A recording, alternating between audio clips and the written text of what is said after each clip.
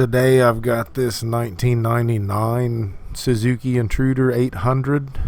The title says the model's VS Victor Sierra 800 GLP Golf Lima Papa.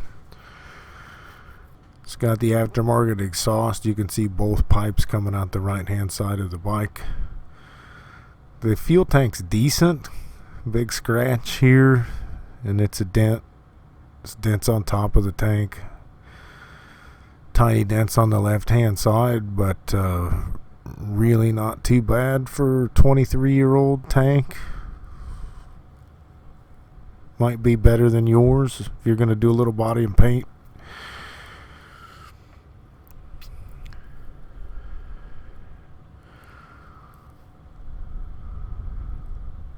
The wheels on this one are pretty clean.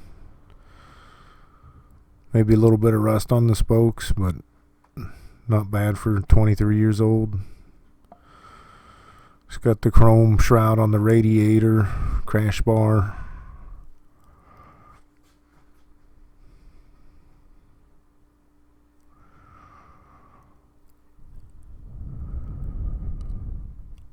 Not too shabby.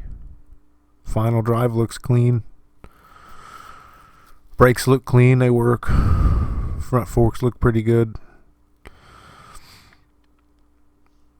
There's your exhaust pipes, aftermarket exhaust.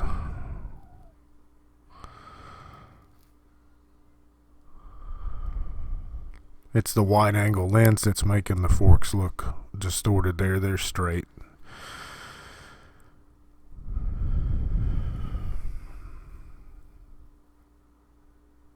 $25,000 miles.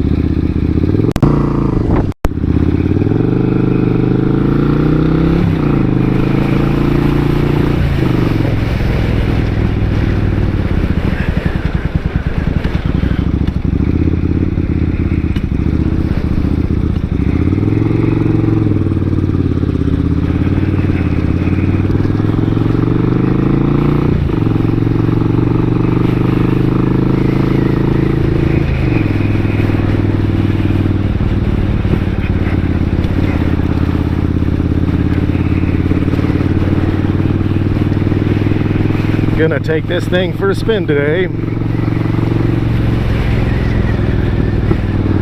This is my third attempt. It hasn't been a very productive day, to say the least. I filmed one test drive and forgot to push play on the camera. Forgot to push record on the camera. I filmed it again, and when I got back I realized I hadn't plugged in my microphone. So third time's the charm. We're gonna take this thing down to the highway, and this bike's got plenty of drive time today.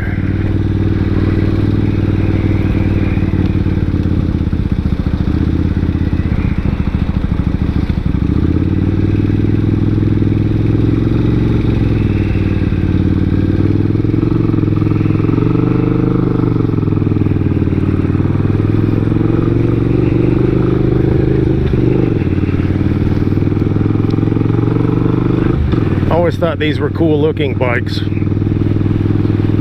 When I was about 12, I got a newspaper route, and I had that in Farmersburg, Indiana. I delivered all the newspapers for the whole town until I was about 15, 16.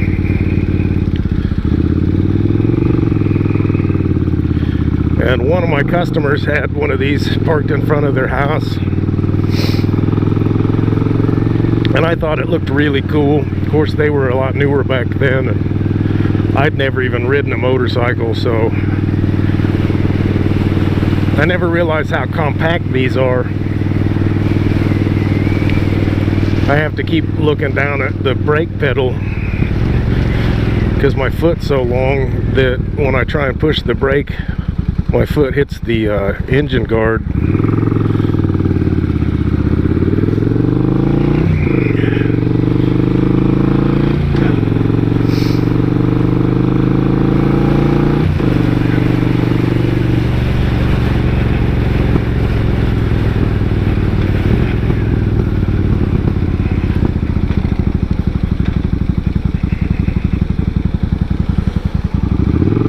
It's idling now that I got it warmed up.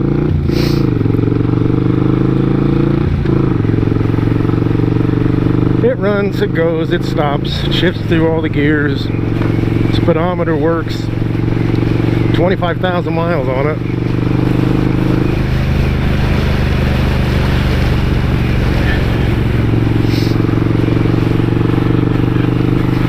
I'll probably list this engine for local pickup and just see if there's anybody who wants it. Come to Terre Haute, Indiana and pick it up.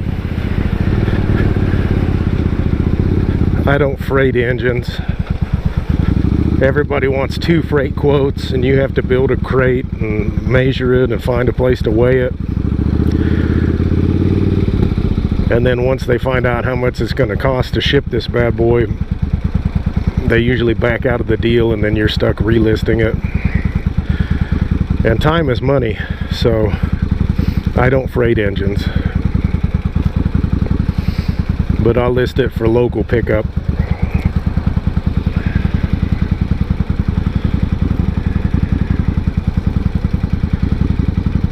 And for some reason, everybody who wants my engines, they happen to be on the East Coast or the West Coast, California.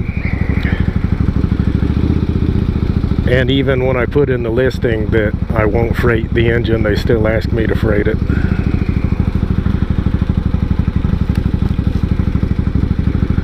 No thanks.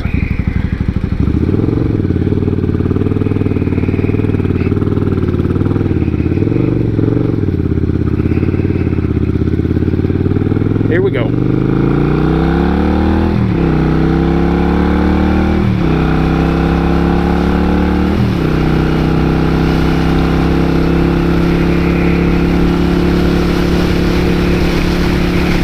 These little cruisers, I always find myself wishing they had one more gear.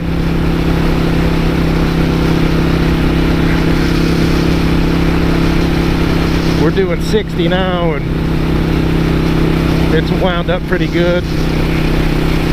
So we really wind it up, we'll do 80.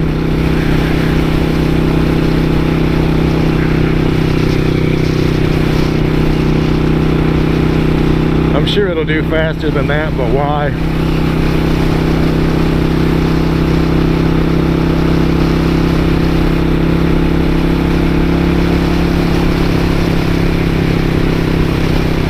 We'll get past this light up here and we'll wind it up.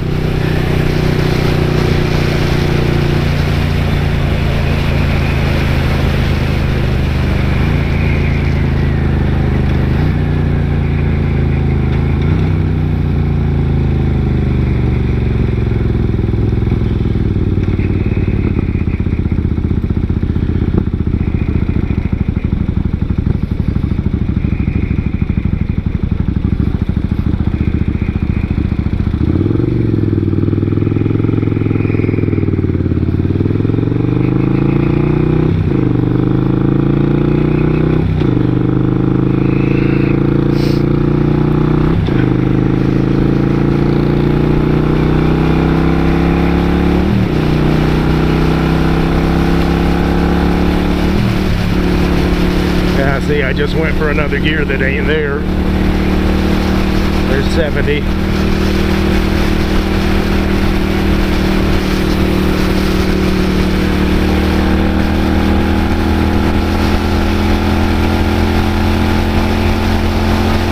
There's 80.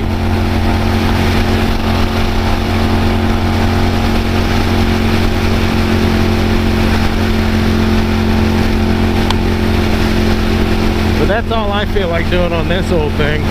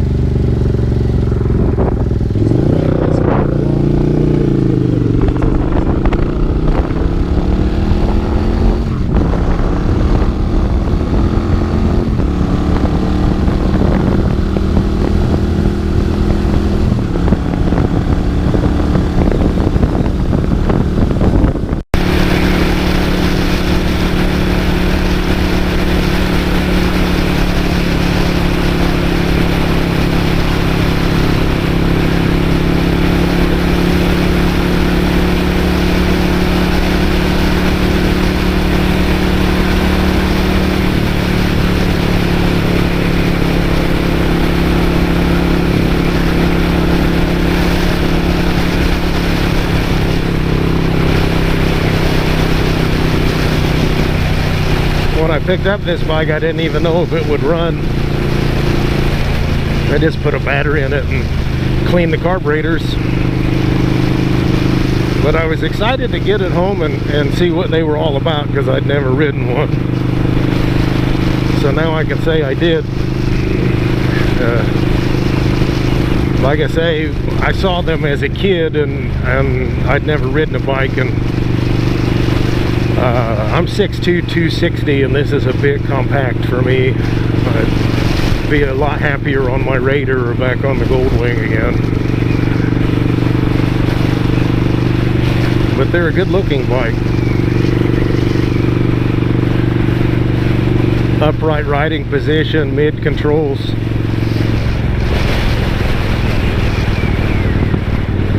I wouldn't have thought of one of these as a starter bike, especially being an 800, but that's certainly what it feels like to ride it.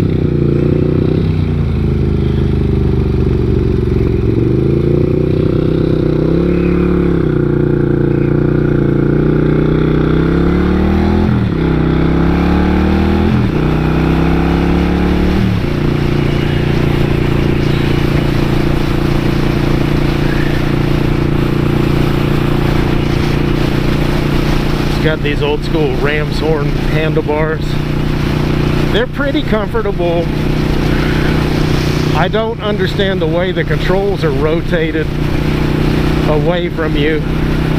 That doesn't feel right. There's been a couple of times where I've tried to cancel the turn signal, and I've hit the horn button. And this is about the third Intruder I've looked at this year, and they all seem to be that way. The controls are pinned in that position. It's not like they rotated out of position.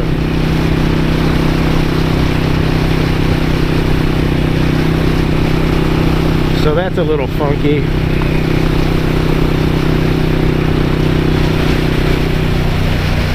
I assume these ignition components are going to be in demand. It's harder to get these electronic ignition control modules. These master cylinders, they don't look the best, but they work. So if somebody's looking for a master cylinder,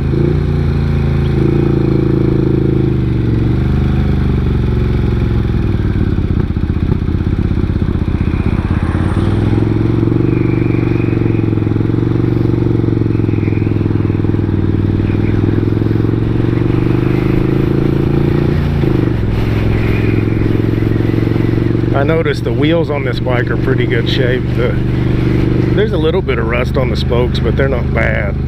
Bad.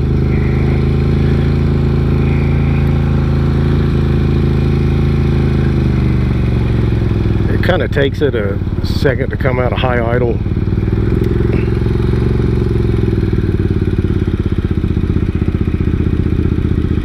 Now that it's warmed up, there's a little screw on the right hand side that you can turn it down, but I'm not going to mess with it.